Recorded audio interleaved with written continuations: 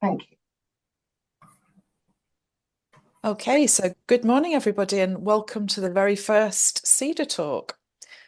So these are going to happen the first Monday of each month, and we're starting off today. There's myself, Jenny Lawrence, and Peter Hartley should be joining us any moment. He was here earlier. So the idea of the SEDATalk is to have an opportunity just to get together. It's half an hour, so it's not too long, to have a nice conversation, sharing some good practice about whatever topics that we feel are important issues in regard to educational change and development. So please give us feedback as you go through the sessions in the next coming months, and we can adapt and change to make it better if we need to. So if you want to add any comments or questions, pop them into the chat. We are recording the session.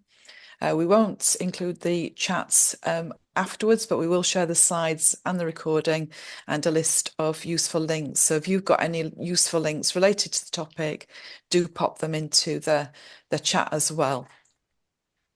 So today's talk is focusing on developments in generative AI, rather a hot topic for some time, as you might know. And we're also going to introduce the Cedar Routledge focus book on generative AI. And we've got 3 authors that we're actually going to speak today, and also possibly some extra ones. I know Rachel's here, who's one of the chapter authors. So that's the format for the session today. So a little starter quote here: the future belongs to all of us, and when it comes to AI, the issues at hand are too complex and integral to be left to traditional AI experts alone. So, essentially we've all got a part to play here, because it's really important that we have conversations with each other, with our students, and look at the best way we can approach to using generative AI safely and ethically. So do we have Peter? Can anybody see him on the screen?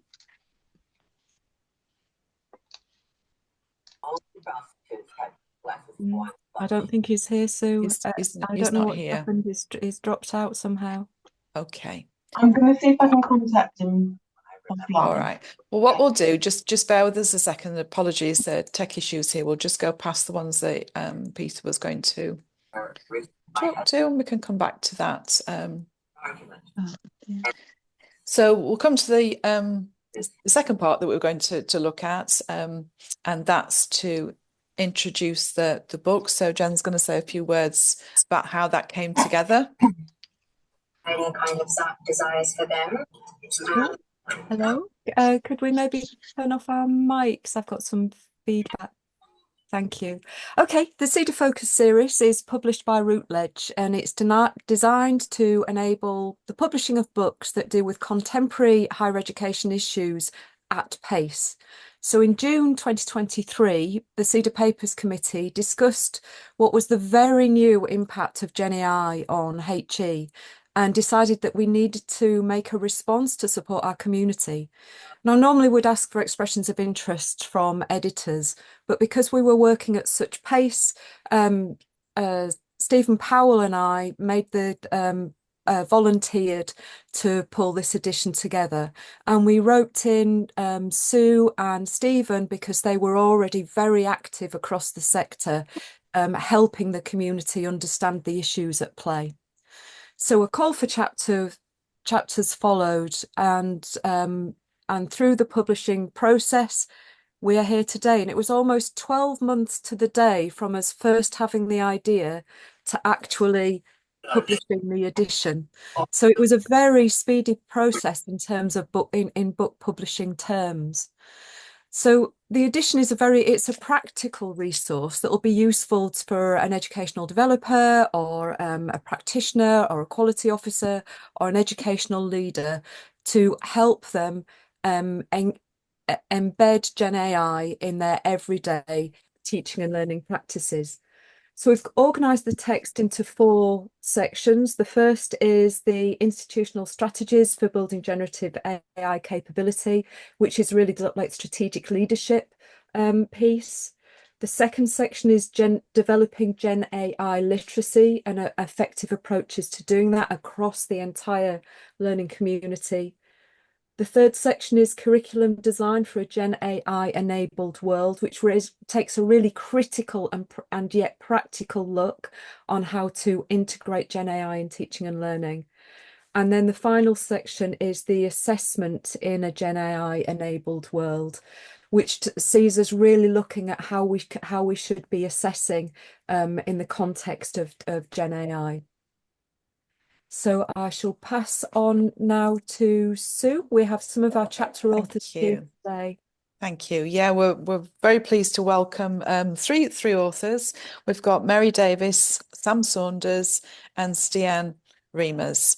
So what we're going to do is they're going to take it in turns, and we've given them 3 questions to consider, and they're going to talk about that chapter in the context. So we've asked them to think about the main themes of the chapter, what they'd like readers to take away from their chapter, and if there's any updates or further developments that we would benefit from knowing.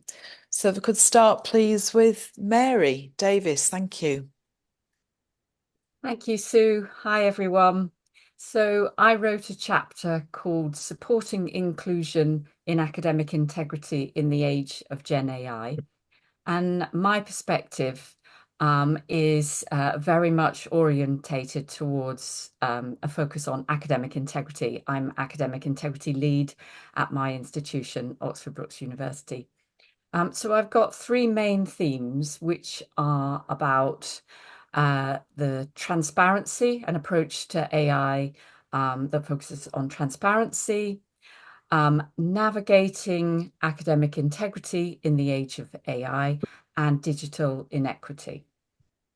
So first of all, in terms of transparency, what I wrote about is my institution's efforts to ensure that students declare their use of artificial intelligence, and we acted very quickly to put in place a declaration form so that students could be really transparent about their use. That acted as a very important way of monitoring student practice, finding out exactly what are students doing with AI. And so I then wrote about how I was able to analyze those declarations to produce a course to basically try to teach students about ethical decision making with artificial intelligence. And I incorporated the principles of Universal Design for Learning, UDL, the principles particularly for comprehension. So I wrote in the chapter about the development of that course based on UDL principles, using activate background knowledge, showing the relationship between concepts, guiding information processing, and maximizing transfer at the different stages of the course. And obviously my goal with that, as I explain, is to make that course as accessible as possible, and to ensure that every student has a way of relating to AI and isn't disadvantaged in any way. And of course, that then leads to the third theme, which is about digital inequity. It was clear from the start of the big surge in use of AI that the new technology could easily advantage some students and disadvantage others in terms of the cost of AI, but also in terms of prior knowledge or technical skills. And I think an issue that needs to continue to be focused on is ensuring that whatever is decided about AI, that we think about all students and their practices, and try to reduce any sense of digital inequity when students are using AI. And that's really what I want readers to take away, that whatever we're doing with AI, we need to think about inclusion. We need to make sure that there aren't students who are left behind, disadvantaged, not able to do assessments, or that other students are gaining greater advantage because they're able to afford better versions of AI tools, or have got a sort of a better starting point. So we need to support students with that. In terms of updates, so since writing the chapter, I further developed that course through a research project involving students and staff through questionnaires and focus groups, trying to find out more, how can I make that course more inclusive and accessible. So I've made some revisions in terms of clarifying the themes and making more of an introduction, giving some more supportive feedback when students do an exercise, and things like that. And what I would just say about updates, well, in the age of AI, we have to keep doing updates. We can't remain static and think, okay, yeah, I've fixed it now. Obviously, student practices, for a start, are changing really rapidly, and we need to try and keep up and ensure that what we offer to students in terms of AI is always as fit for purpose as we can make it, and to keep up to date. Thank you. Perfect. That's lovely. Thank you very much, Mary. So we'll go on to our next guest, and that's Sam Saunders, please. Hi, everyone, and thanks so much for inviting me to come along and talk today. So I, along with a couple of my colleagues in the Centre for Innovation Education at the University of Liverpool, kind of chose to reflect on the perspective of centralised educational development units, and their position, if you like, on developing policy and practical kind of responses to the advent of generative AI technology, and the kind of position that centralized services like CIE kind of had in developing both policy and practice at the same time, simultaneously, if you like. And we also kind of wanted to sort of apply a model to that thinking. So we half retrospectively, because obviously this was still happening at the same time, applied the Satir change model to the way we sort of reacted to the advent of generative AI. So our chapter is titled Pedagogy and Policy in a Brave New World.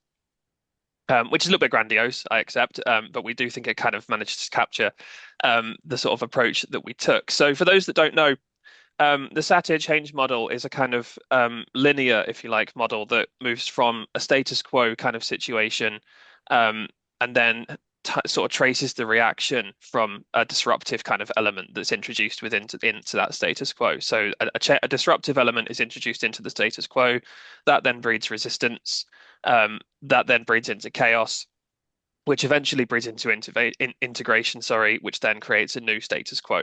And we realized that we could kind of retrospectively apply that model to the way that we reacted to the advent of generative AI. So we sort of started with the late status quo, as in the kind of pre-ChatGPT moment, if you like, which wasn't without its disruptions. We were still kind of reeling from the COVID-19 pandemic and the sort of impact that had on our pedagogy. But obviously, generative AI was the disruptive element introduced into that system. And we sort of reflected on the different elements of resistance that were met from the academics across the institution when generative AI was kind of introduced into our ecosystem. And we kind of split that into 4 themes. So the first was the desire to kind of outlaw the technology. particularly from kind of areas of the institution that were quite vulnerable to it, or who perceive themselves as vulnerable to it. Indifference to it, that's the second thing. Some just kind of thought this isn't going to be a problem, this isn't going to be a disruptive element, I'm not that interested in it, either from lack of understanding or just kind of a lack of interest. A desire to return to the status quo that they already kind of had, so and actually kind of use that in an active way to return to the status quo that they kind of wanted, particularly the use of exams. And a kind of awareness of the technology, but kind of few practical ideas on actually how to kind of manage it, or to integrate it, or to resolve the kind of issue, if you like, that was sort of introduced into their world. And all of those kind of things were sort of resistive elements. So we kind of reflect on the experience that CIE had in kind of encountering all of those different types of resistance from academics across the institution, and the kinds of things we did to help kind of resolve those, which is what kind of led us into the chaotic kind of phase, if you like, of integrating generative AI into our policy, into our practice as well, which does seem quite strong. You know, we say chaos as this sort of like, it conjures up this image of absolute, uncertainty, but it's not necessarily the kind of thing that we mean. What we kind of mean is the kind of lack of knowledge of where it's going to go next that we sort of use to define chaos. And it also kind of like breeds this experimental phase where we're trying out different ideas, we're trying out different approaches, we're trying out different assessment methods, or approaches, I suppose, to integrate the technology into our practice. So we kind of, and that it then kind of traces our approach to doing that. So we tried to set up working groups, I think like most people did, which brought together relevant stakeholders across the institution, like our assessment officers, our academic integrity officers, education leads, IT, the library, English Language Centre, ourselves, into kind of one group to try and kind of talk about this kind of new thing that's within our pedagogy. We also got the Guild of Students involved as well. And then we drew out some themes from that kind of experimental phase. So the ethics of AI was one thing that kind of emerged very quickly. Can we put things in it? Can we actually use it responsibly? The one thing we didn't talk about too much at that point, which we probably would now, and I think that's something that we probably can take away, is talk about the kind of sustainable points or perspectives around generative AI as well, how much energy it uses, how much, the exploitative practices that go into running it, that sort of thing, and who can access it. Digital accessibility and equity and that kind of thing. So we talked about that. So that's kind of that was our first move. And then we sort of started putting that into policy. So we formulated position papers on the use of generative AI, which eventually became our policy, which initially was actually quite geared around detecting the use of technology in Liverpool, Liverpool did have the detector enabled for quite some time, but it didn't. We sort of reflect on the fact that didn't really work because the detector wasn't fit for purpose. It wasn't viable. It wasn't ethically viable either. And obviously the technology changed on a day-to-day basis as well. So we revised our own position paper to kind of mirror what the sector was doing, but quite early on mirror what the sector is doing now, and focus more on transparency, openness, declaration, this sort of active conversation around the technology and its appropriate use, and when you should use it and why you should use it, and have a kind of more open discussion around how the technology should be used. And so that kind of experimental phase then moved into integration and practice.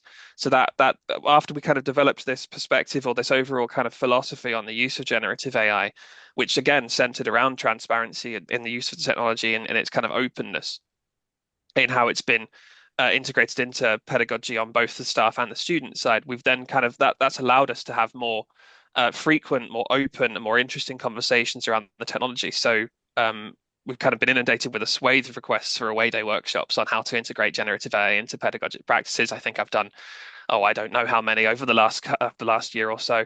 But that it's also meant that we can start developing static resources like our generative AI toolkit, a lot of custom GPTs that can help with our curriculum design activities, of which we have quite a lot at the moment. So the fact that it's kind of open now means we've actually seen the technology start to work its way into everyday practice, kind of beyond pedagogic context as well, which we think is really interesting. So this chapter really does kind of focus our efforts, if you like, into a linear narrative of where we started and kind of where we are now. So the thing I kind of want people to take away, I think, again, is that reflective element, I suppose. How far have you come, I suppose, in integrating the technology or in engaging with the technology since it sort of emerged? Because I think it's something that people should do a little bit more, rather than thinking where it's going to go next or kind of immediately reacting to where it is now. It might be good to think about how far you've kind of developed, I suppose, since ChatGPT sort of emerged into the mainstream. And then again, it's to take that forward, it's to think about how the technology is developing and start thinking in more kind of sophisticated terms about whether it should or shouldn't be used in ethical, sustainable, and kind of long-term dimensions as well. And I think that's kind of everything from me. And thanks so much again for the invite. That's great, Sam. Very comprehensive. Lots of information there. Sorry. That's great. Gave a really good overview. And last but not least, I'd like to invite Stian Reimers, please, to introduce his chapter. Morning, everyone. So this is going to be a slightly more focused idea, more operational than strategic, because this was in the sort of curriculum design section of the book. So it was an individual case study of how we've been using generative AI. So this is work I did with Lucy Myers in the School of Health and Psychological Sciences here at City St George's. I remember to call it its new name since we merged. And this is all about a specific use case of using generative AI to build students' communication skills, clinical skills, and other skills using sort of role play interactions where the AI will play the role of in our case, a service user within the organization. So, the scenario that we had was where a group of students come together to do some interdisciplinary learning. So you get radiographers, you get speech and language therapists, you get nurses, midwives, all of them coming together to work on some cases. And a lot of it involves role play. And we found that students aren't particularly into role play. So we decided to get all the students to work together to kind of work talking to a Gen AI version of a service user who's been prompted with a number of kind of complexities that makes them have to work together, find out about each other's roles in their interactions there. So the main sort of takeaway from this was, first of all, to look at the feasibility of this. Actually, it does seem to work, and students seem to be quite accepting of this. They seem to be quite keen to do it. They like the novelty after sort of, reading about case studies and that sort of thing, of actually being able to have the sort of interaction. And actually, the feedback we got from one of the students, which is included in the chapter, one of the nice bits was they liked having to think on their feet, not knowing what was going to happen next, because that's exactly what it's like in placement, when they're having to deal with someone who they don't quite know how they're going to respond, and they have to sort of think about how they're going to handle things. So that worked very well. Now, in terms of sort of the broader things to take away from it, I think the other main thing beyond the sort of the idea that this is potentially feasible and potentially useful for sort of integrating into various curricula is concerns about things like authenticity. So there are, of course, all the broader concerns around generative AI use that have been touched on. Sam touched on some of them already. But this idea that if you're doing sort of things like, and this is sort of a microcosm of all the different ways it could happen, but with role play, is it authentic? What is the voice that is speaking back to you? When we've got a wide range of service users that we need our students to be able to interact with, if it's coming back as a white middle-class American British kind of voice, and kind of mirroring those experiences when it's sort of improvising on in a dialogue there, is there a risk to that, and how do we get around that? Should we try and prompt it to be, so for example, another example we used was having someone come along with a stutter to a speech and language therapist and do a clinical interview. Now, when I initially did this, the GPT agent was actually stuttering, and it was writing all these sort of pauses, and it looked like it was a kind of pastiche, almost a kind of, looked slightly, inappropriate and sort of patronizing, that we were sort of writing in this sort of these stutters in text, and it didn't quite work. But equally, in terms of language use, in terms of accent and that sort of thing, what are the risks? What are the dangers of the fact that GPT models, that the LLMs tend to pull out the central tendency of what they've been exposed to, rather than the range and diversity of it? And and how do we sort of deal with that when we're using it to train students? In terms of further developments, there's been a lot. So we've been using it in not just in sort of responding in a role play situation, but then also evaluating the notes that students take during the role play when they're doing a clinical interview or something, and we're actually using it now so students can speak and listen rather than having to type, which is what we had previously. So I'm aware we're short on time, so I'm going to leave it at that. The final thing just being, we're using it across all sorts of departments and schools now. On Saturday, I was in the law school and we were looking at how to train people to do interviews, consultations with clients. We're looking at negotiation in the business school. So there's loads of use cases for role play using Gen AI. That's perfect. Thank you very much. So that went by very, very quickly indeed. Is there anything, did you notice in the chat, Jen? Let me just see if I can bring that up there. There's a colleague sharing a lot of really useful resources and an interesting conversation about the turning off the Turnitin tool and recognizing actually that kind of punitive approach isn't really supportive, which I think is where the position that Mary's really taken the sector, not just for our work at Brooks, but right across the sector. And there's a question from Kay Clinkard. Do any institutions coach, train prompt engineering and the use of Gen AI to improve critical thinking and writing skills? And there's a response from Sam. And there's so in Liverpool you are supporting prompt engineering. Is that right, Sam? Yeah, so we have a guide for prompt engineering and sort of general prompt templates that people can use. But what we also do is offer workshops to staff who want to kind of use generative AI more effectively, how to construct a prompt, the kind of elements that it needs, the specificity that you kind of required.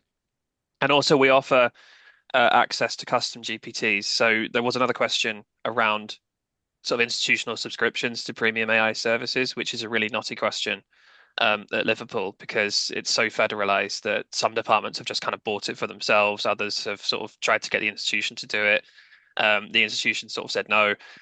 So some have access to it and some don't. So we do in CIE. So we kind of offer perspectives on the different kinds of GPT that could be developed to do a specific purpose. So we have AI-powered assessment designer sort of tools that can sort of help suggest how to mitigate for AI's presence using AI in assessment context. So you sort of ask it to design an assessment using the right kind of prompt, and then it'll say, here's an idea for an assessment that stops the presence of me in the assessment context, which is really useful. So you essentially, it asks you what the outcomes are, what the level of the student is, how many students there are, and what discipline it's in, and you sort of provide the answers to that. And it says, why don't you try this? And this is how you could integrate AI into your process, or at least mitigate for it. So we have discussions around prompt engineering for specific contexts. So we get a request for a workshop, we'll say, okay, let's come and talk about how AI could be used in that process, and this is the kind of prompt you need. Or here is a general kind of guide on prompt engineering. That is open access, so I've shared a link to that in the chat as well. Yeah, and there's a link from Taj Blomerd from Northumbria. There's to a module about prompt engineering. That's great. I'm really interested in that the notion of the federalized approach and some departments buying access and others not. So that's really quite tricky as an institution because it's going to create an equality gap, isn't it? Where some students have access and others don't. And that's a real issue. We've worked really hard at that at Brooks. And it is tricky when we have a dispersed model of educational leadership. Yeah, so all power to you navigating that, Sam. It's not easy. Thank you. Any final comments, Peter? So we can't hear you.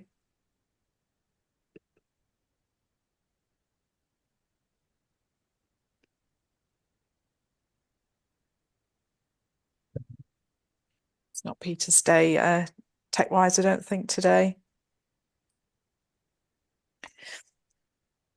So just to finish off, because we're coming up on time and hopefully Peter can get connected again. The next one will be on the 4th of November.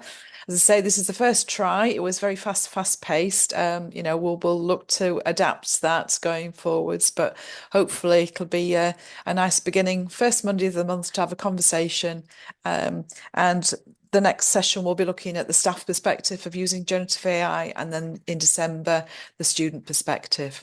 So thank you very much, everyone, for joining us, and we'll share through the email the links, the slides, and some of these very useful links that we'll gather from the chat, as I mentioned at the start. So thank you very much for joining us, and I hope you have a very good week. Thank you very much indeed. All the best. Bye, everyone. Bye. What a lovely way to start the week, Sue. What a great idea on the timing. Can't believe how fast it went. It's just right, though, half an hour. Can we stop the recording? Yep, just going to do that now.